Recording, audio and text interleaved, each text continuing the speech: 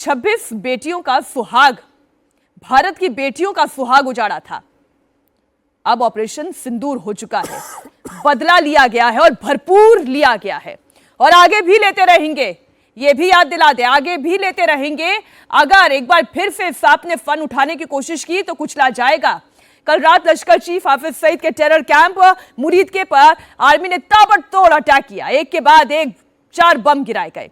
हाफिज सईद का terror camp भी मिट्टी में मिल गया और ये वही जगह है जहां हाफिज सईद आतंकियों को ट्रेनिंग देता था। मेरे साथ मेरे तमाम मेहमान इस वक्त स्टूडियो में मौजूद हैं। ये तस्वीरें आप जरा दिखाते रहे हमारे दर्शकों को। वोरा साहब, हम बताते हैं कि हम करेंगे, अटैक करेंगे। प्रधानमंत्री ने कहा था समूल सर्वनाश होगा, कल्पना से परे होगा, और वो हो गया। बिल्कुल सही कहा आपने मैम। और सॉरी जी बात रखें। आप बिल्कुल सही कह रही हैं मैम। और इसको हम लोगों एक चीज़ कही जाती है स्ट्रेटेजिक पेशेंस।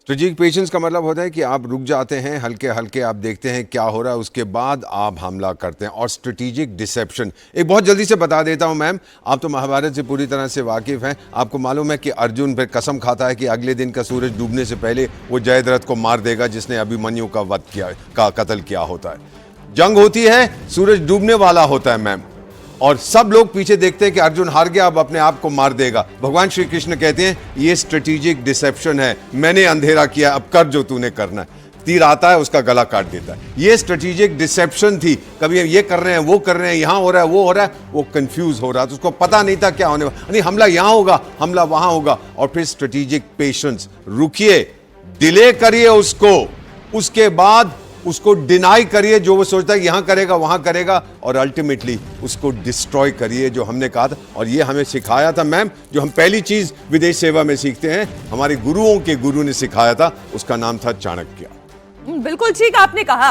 इंडियन आर्मी ने केवल बहावलपुर और मुरीद के में ही टेरर कैंप को तबाह नहीं किया, बल्कि 9 अलग अलग जगहों पर 21 टेरर कैंप को मिट्टी में मिला दिया है। कल रात 1:05 से लेकर रात 1:30 बजे तक, यानी कि पूरे 25 मिनट में 24 मिसाइल दागे गए, जिससे पाकिस्तान के टेरर कैंप ध्वस्त हो गए, वो मिट्टी में मिल गए। भारत ने पहलगाम अटैक का बदला तो ले लिया है। ऑपरेशन सिंदूर से उन 26 बेटियों को इंसाफ भी दिया गया है। लेकिन अब सवाल यह है कि आगे क्या होगा? क्या मामला यहीं पर रुक जाएगा?